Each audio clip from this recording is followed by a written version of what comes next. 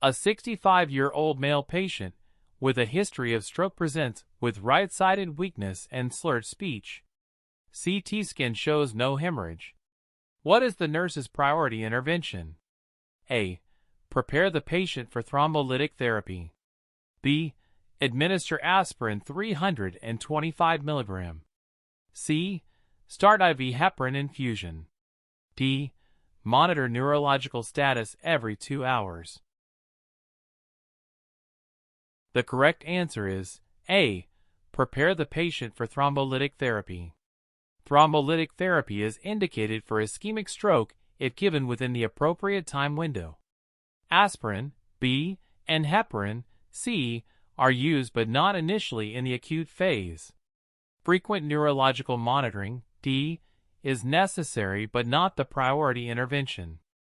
A 40-year-old female with a history of Graves' disease presents with restlessness, tremors, and a heart rate of 130 bpm. She is suspected to be in thyroid storm. What is the initial treatment? A. Administer propylthiouracil, PTU. B. Administer beta blockers. C. Start IV corticosteroids. D. Administer iodine. The correct answer is B. Administer beta blockers. Beta blockers control symptoms of thyroid storm by reducing heart rate and anxiety. PTU, A, treats hyperthyroidism but is not the initial emergency treatment. Corticosteroids, C, and iodine, D, are used but after stabilizing symptoms. A 50-year-old patient with myasthenia gravis is admitted with increasing muscle weakness and difficulty swallowing. Which test should the nurse anticipate to confirm myasthenic crisis? A. Tinselin test. B. Serum creatine kinase, CK levels. C. Electromyography, EMG. D. MRI of the brain. The correct answer is A. Tinselin test. The Tinselin test helps distinguish myasthenic crisis from cholinergic crisis. CK levels, B, are not used for diagnosis. EMG, C, is supportive but not definitive, and MRI, D, is unnecessary in this context. A 68-year-old male with chronic heart failure presents with severe dyspnea, frothy sputum, and jugular vein distension. His blood pressure is 90/60. What is the nurse's priority action? A. Administer intravenous furosemide. B. Place the patient in Trendelenburg position. C. Start a dopamine infusion. D. Initiate non-invasive positive pressure ventilation, NIPPV. The correct answer is C. Start a dopamine infusion. Dopamine infusion supports blood pressure and renal perfusion in acute decompensated heart failure with hypotension. IV furosemide, A, helps with fluid overload but may further lower BP. Trendelenburg position, B, is inappropriate for dyspnea. NIPPV, D, helps with ventilation but doesn't address hypotension. A 75-year-old female patient with a recent hip replacement presents with acute confusion, fever, and an erythematous, tender surgical site. Which complication should the nurse suspect? A. Deep vein thrombosis. B. Surgical site infection. C. Fat embolism. D. Prosthesis dislocation. The correct answer is B. Surgical site infection. Symptoms of fever, confusion, and a tender surgical site suggest infection. Deep vein thrombosis, A, would present with leg pain/swelling, fat embolism, C, with respiratory symptoms, and prosthesis dislocation, D, with hip pain/instability. A 30-year-old female with a history of seizures presents with sudden severe headache, stiff neck, and photophobia. A lumbar puncture confirms bacterial meningitis. What is the nurse's priority intervention? A. Administer antibiotics as ordered. B. Start IV fluids. C. Administer antipyretics. D. Initiate seizure precautions.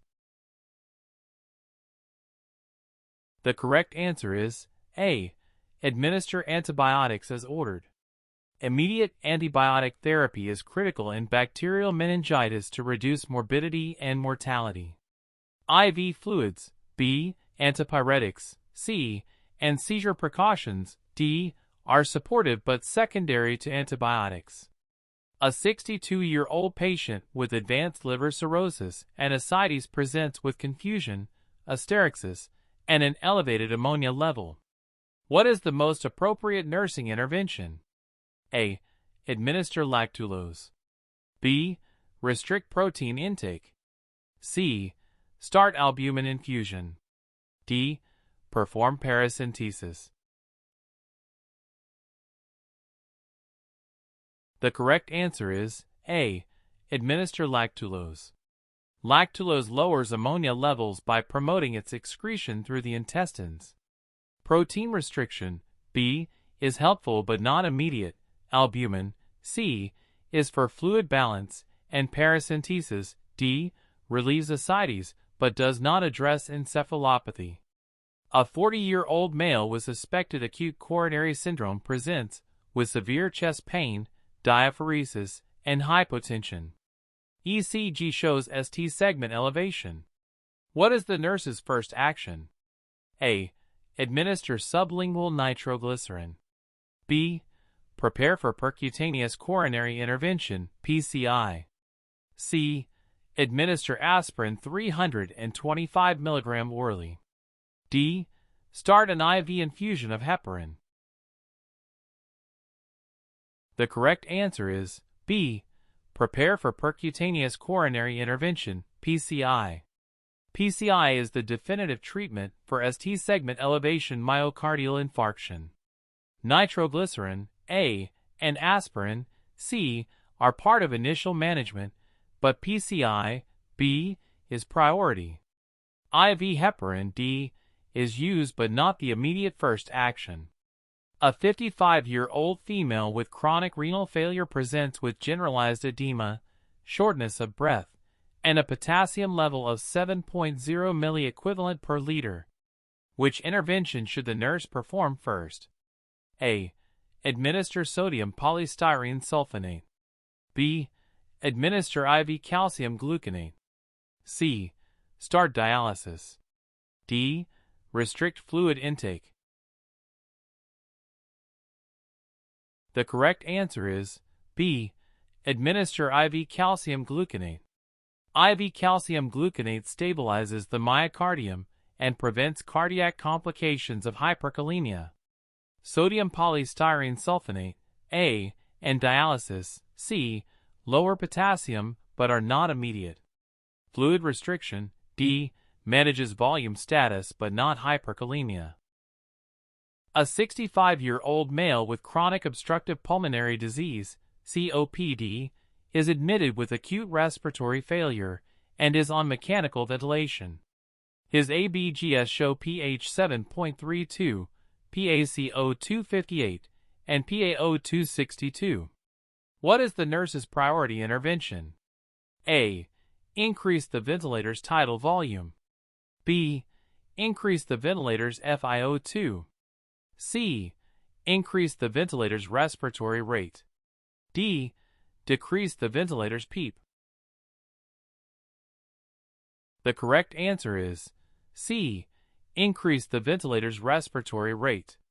Increasing the respiratory rate helps to blow off CO2 in patients with respiratory acidosis. Increasing FiO2, B, or tidal volume, A, could increase oxygenation but may not effectively lower CO2. Decreasing PEP, D, is inappropriate for CO2 retention. Thank you for watching. Please like and subscribe.